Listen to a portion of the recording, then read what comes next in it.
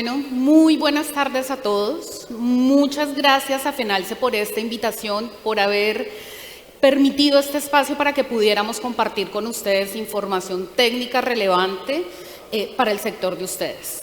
El día de hoy vamos a hablar de micotoxinas.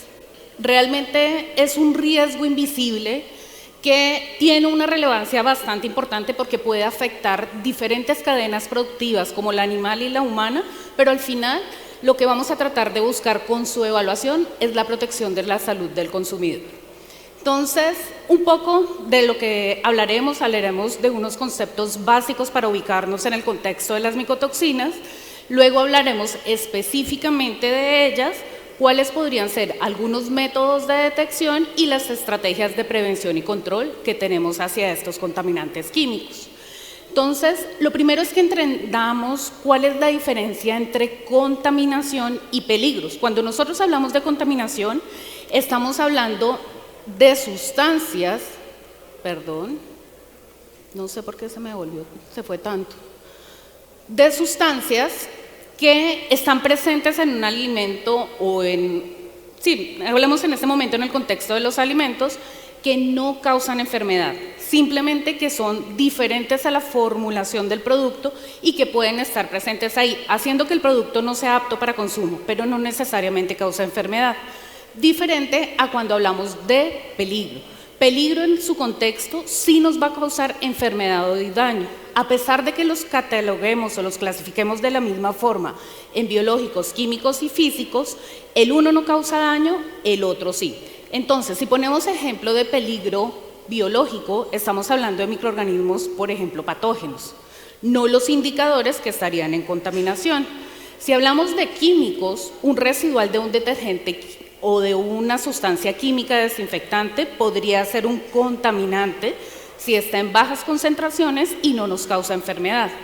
Pero por este lado, si hablamos de peligros químicos, serían sustancias que tienen la capacidad de causar enfermedad o incluso la muerte. En este caso estarían los alérgenos, las micotoxinas, sustancias químicas como los metales pesados, por ejemplo. Y ahí estaríamos entrando un poco, bueno, y los físicos también igual, si encontramos un cabello en un alimento, si encontramos una alita de un zancudo, de pronto va a ser un contaminante, pero si encontramos una piedra, una astilla, algo que nos genere daño, lesión o asfixia, pues vamos a estar hablando de un peligro. Si nos centramos en los peligros químicos, los podemos clasificar de diferentes formas. Tendríamos los que son de origen natural, donde están los alérgenos, que son proteínas, las micotoxinas o los metabolitos de descomposición y de putrefacción química. También tendríamos todas estas sustancias que se adicionan en la formulación de los alimentos, que mientras se mantengan en concentraciones permitidas, sabemos que no van a causar daño al consumidor final. Pero si las sobrepasamos, vamos a empezar a tener problemas de salud. Y acá tenemos aditivos, ingredientes, sustancias químicas adicionadas intencionalmente, pero de forma, en este punto, descontrolada, porque superaríamos los límites permitidos. Y la no intencional, como los metales pesados, los residuos veterinarios, los químicos industriales y los pesticidas. Entonces, nos vamos a centrar aquí en los contaminantes naturales. Y allí encontramos las micotoxinas. ¿Qué son las micotoxinas? Son sustancias que producen los hongos o los mohos. Los hongos normalmente son las setas, los champiñones, los mayores. Los mohos, estamos hablando a nivel de microorganismo. Actualmente se conocen un reporte de más o menos 300 sustancias producidas a partir de los mohos. Sin embargo, desde el punto de vista de la seguridad, de la inocuidad de los alimentos, conocemos 6 principales que son producidas a partir de estos 3 mohos principalmente. ¿Hay más? Sí, hay muchas más sustancias, pero acá nos vamos a enfocar específicamente en las de inocuidad. ¿Cuáles son los aspectos generales que caracterizan estas sustancias? Entonces, son compuestos de muy bajo peso molecular, por lo cual a veces su detección en prácticas de laboratorio es muy difícil y es un reto bastante grande al que se enfrentan ustedes cuando mandan las muestras al laboratorio, porque son muy difíciles de poder recuperarlas. No son visibles al ojo humano, no es tan fácil, digamos, por una inspección visual hacerlo. Tienen efectos teratogénicos, eso significa que puede producir defectos congénitos cuando mujeres embarazadas hacen consumo de alimentos con micotoxinas y pudiese afectar el feto. Tiene efectos carcinogénicos, estrogénicos, es decir, que puede producir infertilidad en humanos y especialmente en especies, por ejemplo, como los cerdos. Y también efectos inmunosupresivos. El otro gran problema es que no están distribuidos uniformemente en el producto. Cuando van a tomar las muestras o, por ejemplo, llegan los camiones cargados con los cereales, maíz, soya, y llegan a las plataformas de las empresas que lo usan como materia prima y se hacen muestreos, si ese muestreo no es lo suficientemente significativo y riguroso, lo que va a pasar es que no lo van a detectar, porque no se distribuye de forma homogénea y es muy difícil el poderlo encontrar. Hay diferentes micotoxinas que pueden estar presentes en una misma muestra y eso hace un efecto sinérgico. ¿Qué significa esto? No necesariamente un maíz tiene una micotoxina, sino puede tener varias dependiendo de las condiciones. Un mismo modo también puede producir diferentes micotoxinas y eso hace que sea muy importante el analizar casi el espectro de las micotoxinas de interés. ¿Por qué? Porque en el momento que están ellas juntas, lo que van a hacer es generar una sinergia que potencializan el efecto. Al potencializar el efecto pueden ser más carcinogénicas, más inmunosupresivas y al final como que la suma hace una suma acumulativa y lo que va a hacer es que tenga efectos mucho más severos para el consumidor. Hay unas rutas naturales de absorción, esta incluye ingestión, contacto con la piel, inhalación y otras fuentes. Entonces es mucho más peligrosa, por ejemplo, que la misma contaminación con microorganismos, que normalmente para nosotros, en la producción de enfermedades transmitidas por alimentos, va muy asociada a la vía oral. En este caso puede ser oral, que es una de las principales, pero también por inhalación y contacto con la piel. Otra característica particular es que las condiciones climáticas tienen un papel muy importante en la producción de las micotoxinas y por ello la gravedad puede variar de año a año o de cultivo a cultivo. Entonces, eso hace que cada vez las estrategias que se tengan de control sean diferentes, no necesariamente la que yo implante en mi cultivo la voy a utilizar de por vida, porque influye mucho en las condiciones climáticas. Las micotoxinas definitivamente están catalogadas dentro de un problema global que afecta una amplia variedad de cultivos y de productos.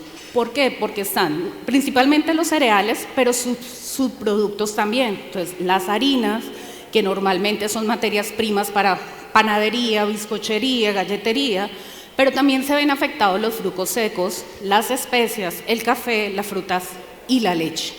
Y como ven, son base fundamental de la alimentación que tenemos nosotros.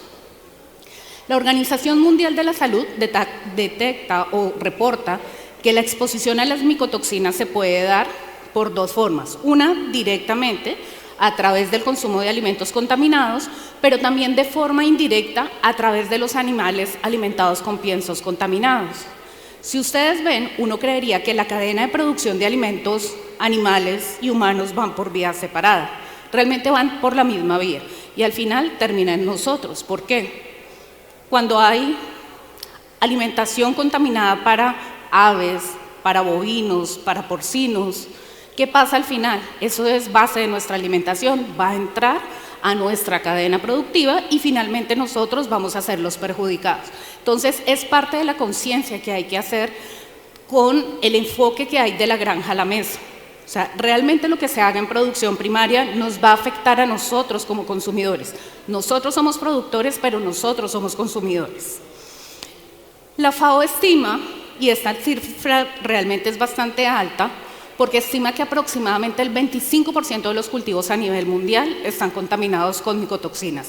Es decir, que estamos altamente expuestos al consumo de estas micotoxinas. ¿Qué pasa con nosotros? Que a veces los efectos no son tan directos y es muy difícil asociar el alimento con la enfermedad, pero a largo plazo es que nos produce el efecto a nosotros. Sin embargo, en especies menores, sí, el efecto puede ser casi de forma inmediata.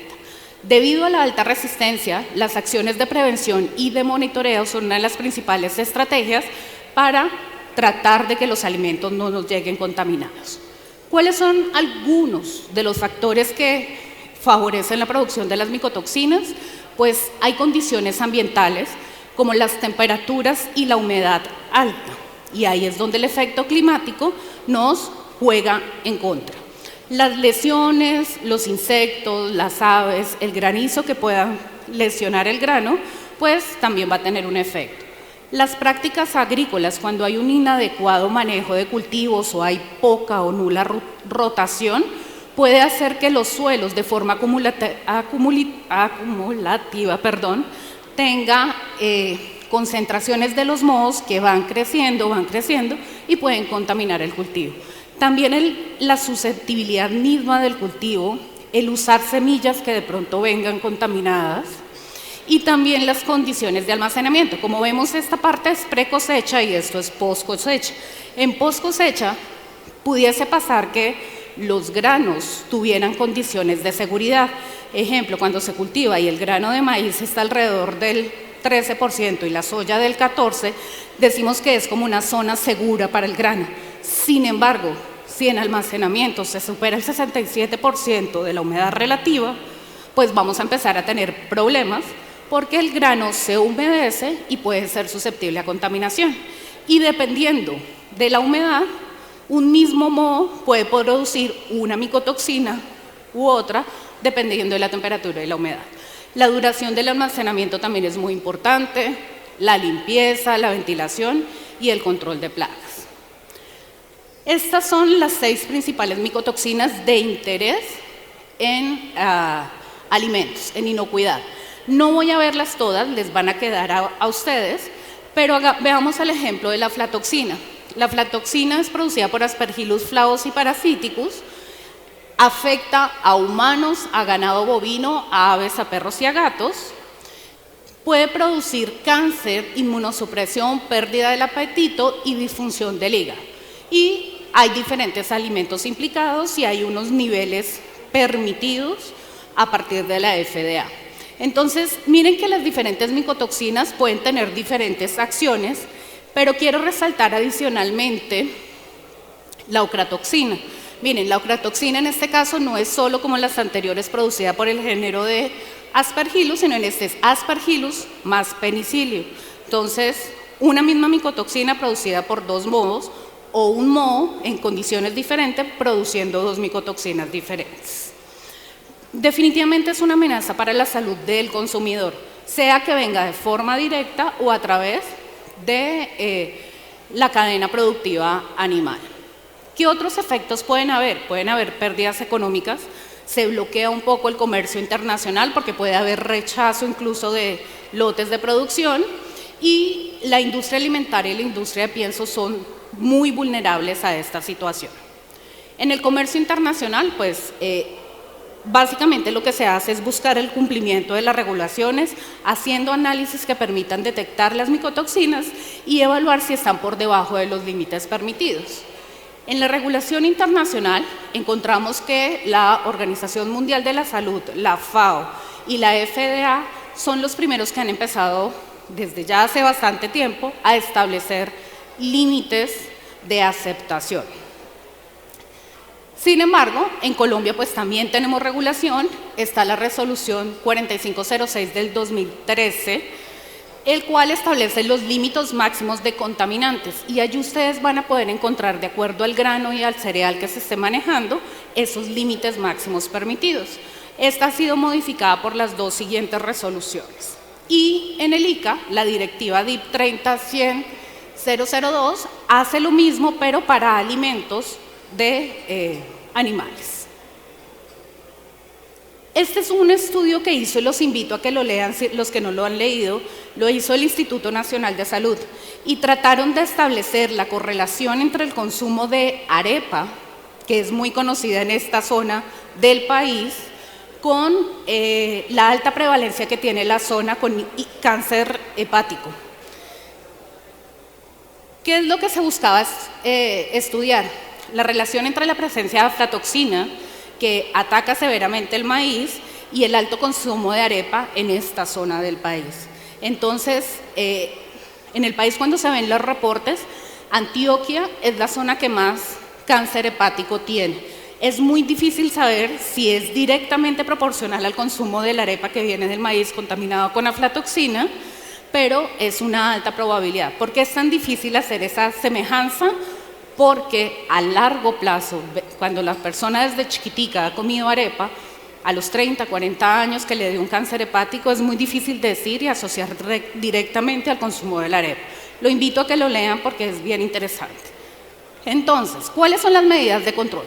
Se debe conocer la interrelación que hay entre el moho y el tipo de cultivo o la susceptibilidad del huésped.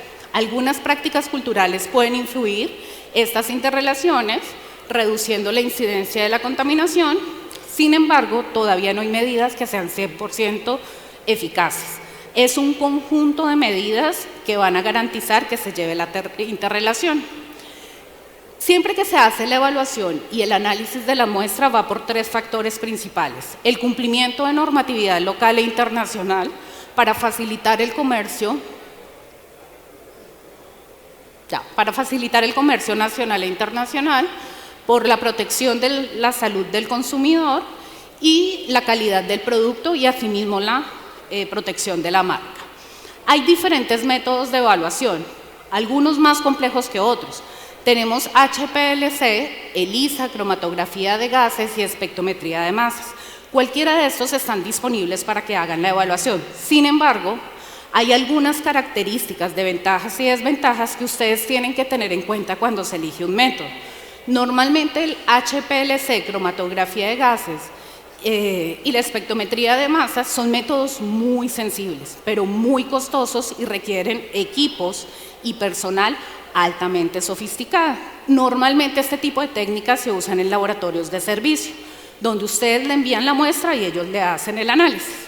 Y están las pruebas de ELISA, son métodos rápidos, altamente sensibles, y es lo que más se utiliza en la industria. Entonces, el hecho que acá vean que es menos preciso que los otros no significa que no sean confiables. Lo pueden utilizar sin ningún problema y con una alta especificidad. Hay diferentes métodos. Lo que ustedes tienen que hacer es saber dónde lo van a usar. Hay unos que son cuantitativos, otros semi-cuantitativos. Los cuantitativos y estos de acá van a requerir que sean hechos en laboratorio, pero hay otros que se pueden llevar a campo. Si ustedes lo que requieren es hacerlo en campo, pues escojan un método que les permita así hacerlo. Depende de las necesidades.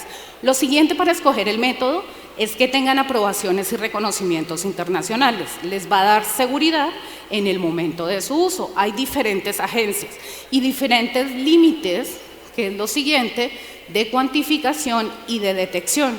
En función a lo que necesiten, si la normativa para aflatoxinas le dice que 20 partes por millón y ustedes escogen un método con una sensibilidad de 50 partes por millón, pues no les va a servir. Entonces tengan en cuenta qué requieren para escoger la sensibilidad del método. Y el rango de detección también es muy importante. La pregunta, ¿es posible eliminar las micotoxinas? Realmente no. Hay diferentes actividades que podrían minimizar el efecto, pero no se pueden eliminar las micotoxinas. Lo que podemos eliminar son los hongos, que son los seres vivos. Y si tenemos estrategias para controlarlos a ellos, evitamos que se produzcan las micotoxinas. Y entonces, para eliminar los hongos, eliminamos las condiciones de eliminación, tenemos condiciones de eliminación y de erradicación. Y vamos a tener estrategias de prevención pre-cosecha y post-cosecha, que ya les dije cuáles eran esas condiciones. Para eliminar las micotoxinas, entonces dijimos que no, pero se pueden, digamos que de manera destructiva, de pronto, pero a condiciones o temperaturas muy altas, y destruiría el producto. O con sustancias químicas como el amoníaco y daría un sabor desagradable. Podemos disminuir los efectos utilizando secuestrantes, es una estrategia, pero hay que tener mucho cuidado porque también secuestra nutrientes en la formulación de piensos animales. Entonces, y además tiene otra condición, y es que tiene que conocer la concentración inicial de la micotoxina para usarlo en formulación y que llegue a ser efectivo.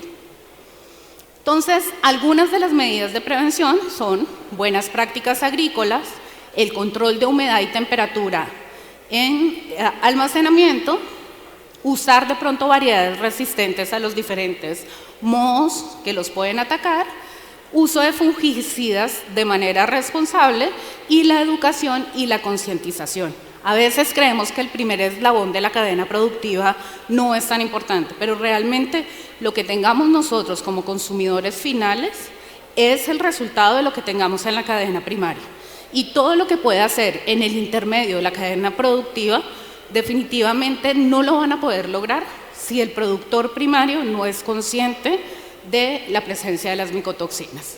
Y utilizamos de forma combinada las diferentes estrategias de prevención pre-cosecha y de prevención post-cosecha. No pueden estar aisladas y hay que ver cuál es la mejor en su cultivo, en sus condiciones de producción y dependiendo del tiempo o el nivel en el momento en que se vaya a hacer el cultivo del grano. Como conclusión, entonces, las micotoxinas realmente es un desafío demasiado grande para nuestra industria, pero la evaluación, las estrategias de prevención adecuadas, la conciencia de toda la cadena productiva es lo que va a hacer que podamos proteger la salud del consumidor. Y lo que les decía al inicio, nosotros somos productores, pero al mismo tiempo nosotros y nuestras familias somos consumidores. Entonces, no hay absolutamente nada aislado. Y la cadena productiva, tanto animal como humana, al final convergen en una que somos nosotros. Entonces, los invito a que implementen de forma adecuada esas herramientas, no solo para proteger y tener rentabilidad del producto, sino con responsabilidad hacia ustedes como consumidores. Creo que tal vez no va a haber tiempo para las preguntas, sin embargo, les dejo mis datos. Si en algún momento tienen alguna duda, a través del correo electrónico o igual en lo que queda el resto del evento, voy a estar en el stand de Neogen y pudiéramos conversar allá. Muchísimas gracias.